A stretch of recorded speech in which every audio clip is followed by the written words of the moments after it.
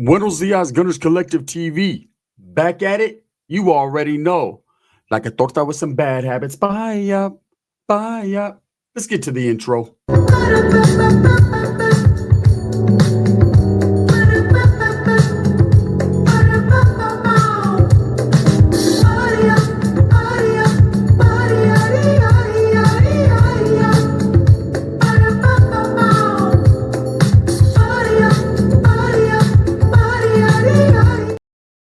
Welcome back to Gunners Collective TV. Damn, that was a very long weekend, man, and I am still tired and recovering from the weekend. Went to a pop-up event. It was crazy. It was cool. Family involved, friends involved. Man, it was just a lovely thing. But I'm back, and I'm back to the content. So make sure you guys hit the like and subscribe button. Put your notification bell on all, so that way you're directed in the direction of the dope content that the gun stays kicking. And I appreciate the support. Thank you very much. So, man, they just won't let this Tory Lanez stabbing go, right? And it's understandable. I understand why. TMZ is relentless. Hey, where there's a dollar, there's a way. And they definitely make things happen. And they brought the exclusive interview with Santino Casio, the alleged attacker of Tory Lanez. And he told you his story. No more conspiracy theories. No more, it was a black and brown thing. No more. It was, let me put this up here because it's popping when I talk. No more, it was over a cell phone. No more, it was because of the visiting room. It had nothing to do with any of that. People will say anything for views. People will go out and about and make up stories daily so they can make a new video and put a twist on it. But TMZ got down to the fucking brass tacks, the bottom of it. They went and interviewed the Mexican, right? The Mexican J-Cat. That's what I call him. I truly believe that's what he is. I believe fully that this was a guy that, he was on a bad yard. First and foremost, man, he was off his medication. Second most, you could tell. And the mannerisms and the ways in which he spoke and speaks in this interview with this lady, you could tell he feels like he's just a good, solid individual and his shit don't stink. Dudes that are allowed to function and walk around, on them bad yards like that with bad cases like he does. And let's not forget his initial case. Everyone seems to be sweeping it under the rug and forgetting that he's a monster, that he's a chombo, that he's a weirdo, that he was a 20-year-old man with a 13-year-old at one point and decided to pull out a gun and utilize it on her. She was the victim. Whatever Tory Lanez was doing, and according to this guy now, I believe him, but it's one side of the story. Tory Lanez has not given his side of the story yet. I know TMZ got babas. They're fucking salivating for that interview.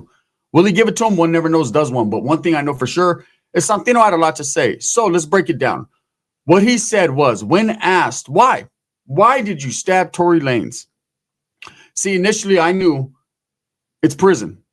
It's just part of prison, man. You could wake up to today and everything's lovely. Tomorrow could be ugly, right? Today could be gravy. Tomorrow you could be getting boned in your son's Navy. You just don't know what the day will bring.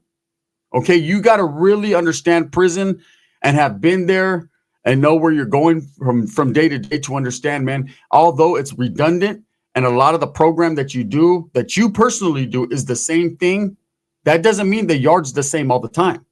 That's a fact, right? So when Santino asked why did he do it, he said they were friends. They were actually friends and lived next door to each other for 2 years. Frenemies. Okay? And this is a perfect example, man. I don't know if that's a hair, a spider web, or a cucaracha floating around me. But something's cruising, right? They were friends. They were associates. Now, on those yards, that SNY yard, it's like that. See, there is no barrier from black and brown. People choose to associate with who they're comfortable with.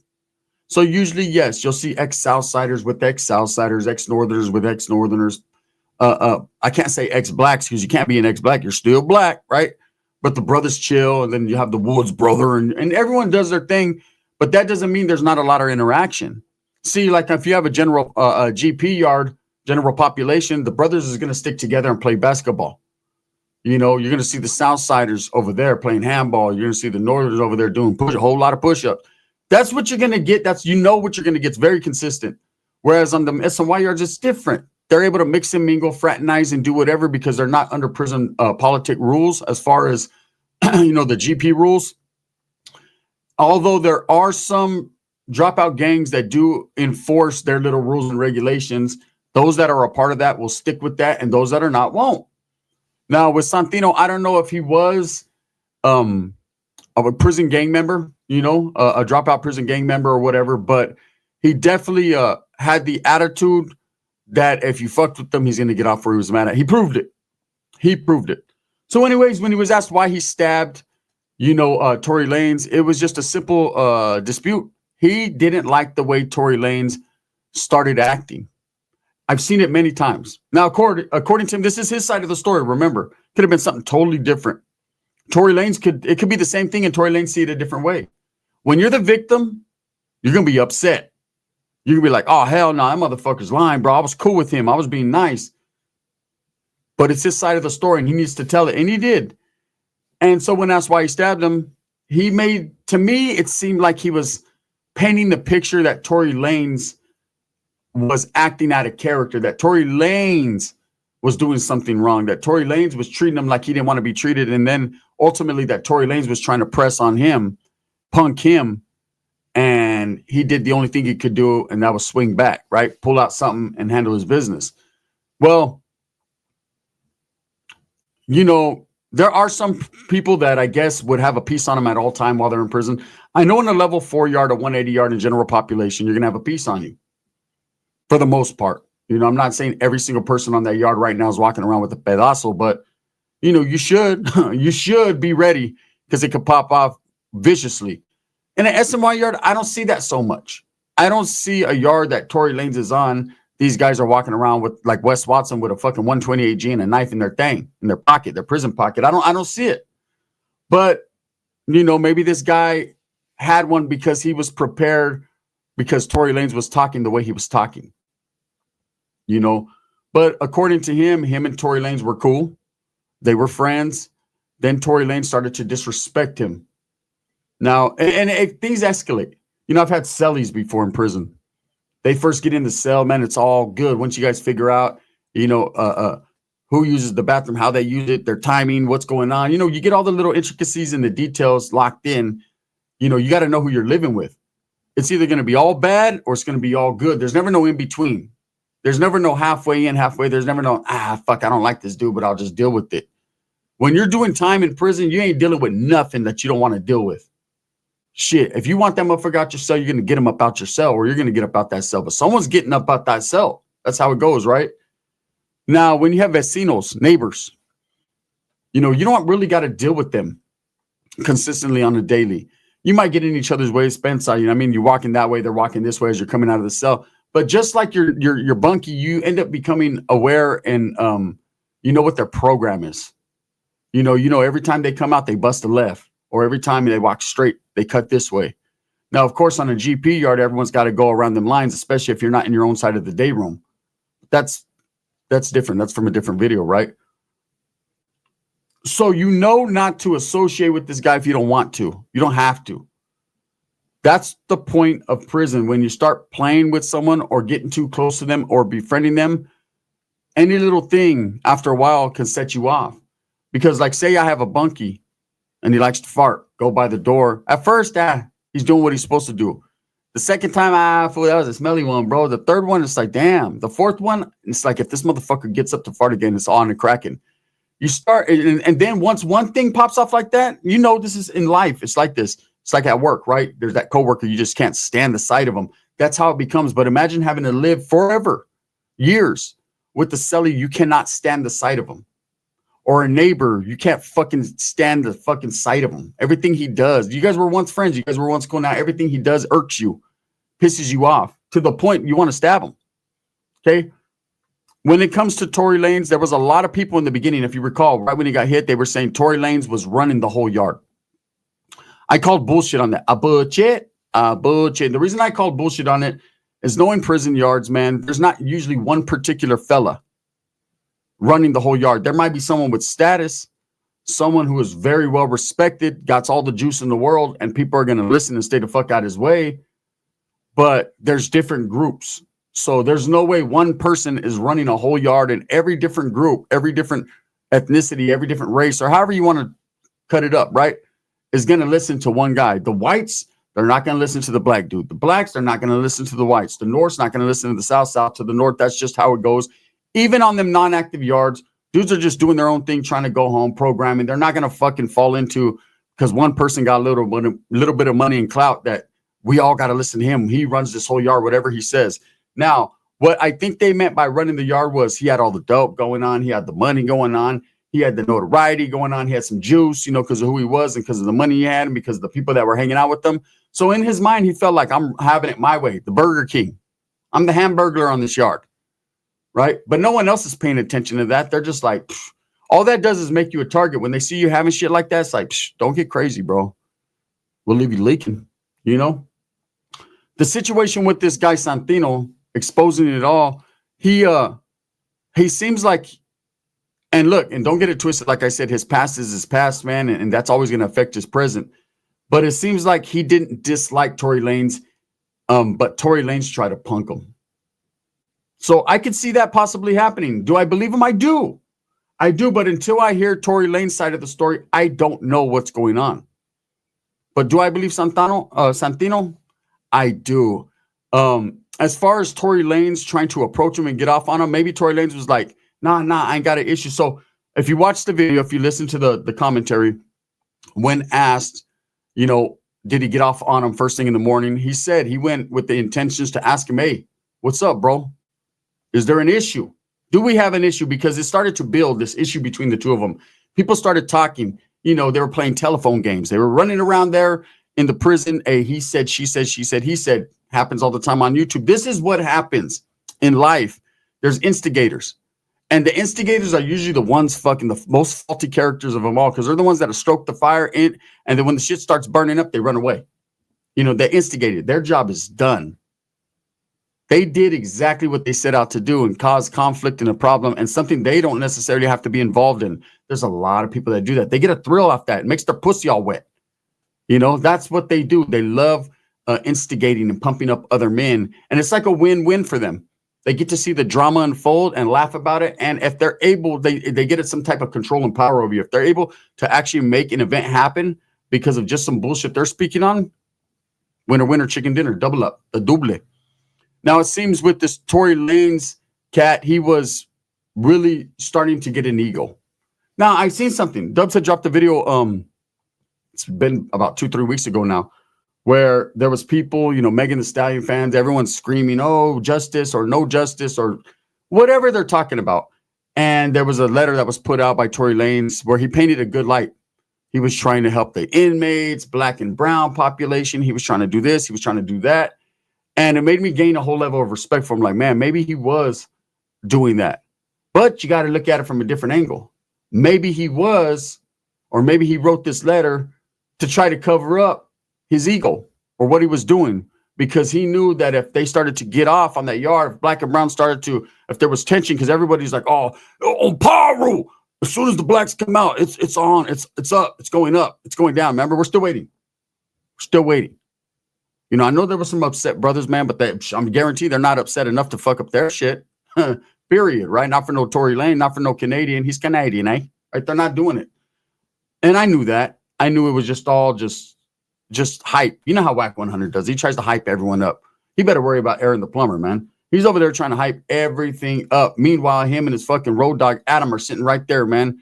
Just even fucking clowning on each other. It's real slick. It's just crazy over there. That's a fucked up relationship right there. Adam be holding his own though, huh?